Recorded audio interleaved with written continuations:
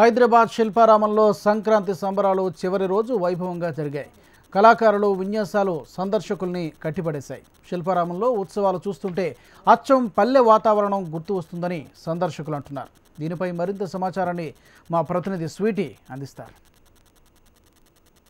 హైదరాబాద్ శిల్పారామంలో సంక్రాంతి సంబరాలు 3 రోజుల పాటు చాలా ఘనంగా నిర్వహిస్తున్నారు. ఇక్కడ రకరకాల కళాకారులు అలాగే సంక్రాంతి పండుగను విలేజ్ లో ఎలా అయితే జరుపుకుంటారో అదే విధంగా హైదరాబాద్ నగరవాసులకు కళ్ళకు కట్టినట్టు చూపించే విన్యాసాలు, గంగిరెద్దు విన్యాసాలు, అలాగే వివిధ రాష్ట్రాల నుంచి వచ్చిన కళాకారులు ఇక్కడికి రావడము, ఇక్కడ వారి వారి కళలని చూపించడము. అసలు సంక్రాంతి పండుగ అంటే ఏంటి, సంక్రాంతి అంటే హరిదాసులు కీర్తనలు, అలాగే అంటే ఎవరైతే బుడుబుక్కల వారు కావచ్చు, మిగతా కళాకారులు అందరూ కూడా ఇక్కడికి రావడము, వారి వారి విన్యాసాలు ప్రదర్శించడము ప్రతి ఒక్కరిని ఎంతో ఆనందాన్ని కలుగజేస్తున్నాయి. చెప్పండి, అంటే హరిదాసులు ప్రాముఖ్యత ఏంటి? నిజమేనండి, ఎందుకంటే హరిదాసులు అంటేనే హరినామ సంకీర్తన చేస్తూ గ్రామ గ్రామాల్లోనూ ప్రతి వీధిలోనూ ప్రతి ఇంటి వద్ద భగవనామ సంకీర్తన అందరికీ వినిపిస్తూ ఆ భగవంతుని యొక్క భక్తి భావాన్ని ప్రజలకు చక్కగా వివరించే విధంగా ఈ యొక్క హరినామ సంకీర్తన హరిదాసులు చేస్తూ ఉంటారు. ఎలా అసలు పోతురాజు మ్యాజిక్లు చేస్తూ ఉంటారంటారు కదా.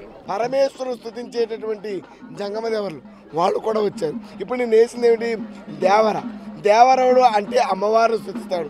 అమ్మవారిని అంటే ఎలా, ఉమా కాచాయని గౌరీ కాళి హైమావతీశ్వరి శివ భవాని రుద్రాణి శర్వాణి సర్వమంగళ అపర్ణ పార్వతి దుర్గామణ చండికాంబిక ఆర్య దాక్షాయని శివ గిరిజా మేనకాత్మజ.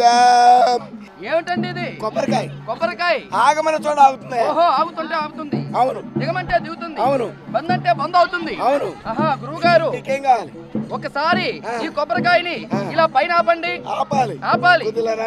చెప్పండి. ఇది ఆగాలి కదా. ఆగాలి. అవునవును. ఆగిపోయింది. అలా కాదని మీరు పట్టుకున్నారు పైన, మరి వదిలేస్తే పడిపోతుంది. అలా వదలకుండా పడిపోకుండా, వదిలినా సరే పడిపోకుండా ఇలా మధ్యలో ఆపండి. ఇలా కూడా ఆపచ్చు. కాడు మీద అలా మధ్యలో ఆపారు. ఇలా సరదాగా నవ్విస్తాం, తర్వాత నిజంగా చేస్తాను. ఓం క్రీమ్ అలాగే ఆగు కొబ్బరికాయ నీ చెప్పిన దాకా దిగదు. గురువు గారు, ఇక్కడ ఏదో మీరు ముడేశారు, దిగదు, చిగురు పెట్టారు, ఈ కిందకి దిగదు ఇది. ఓం దిగు.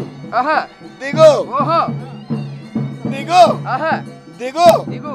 చూసారా? అవునవును. ఎవరికన్నా సరే ఓ ఇలాగ మాట వినేటువంటి కొబ్బరికాయ కొద్ది ఉయ్యాల ఊగు ఎలా ఊగుతుంది, ఎలా దిగుతుంది.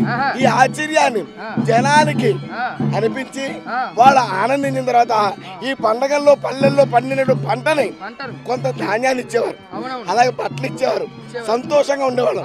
కానీ ఈ రోజుల్లో మా కళ్ళని మేము మర్చిపోయాం. అసలు సోది అంటే ఏంటమ్మా, అసలు ఎలా? ఈ సోది వేషం అంటే ఇప్పుడు కాదండి.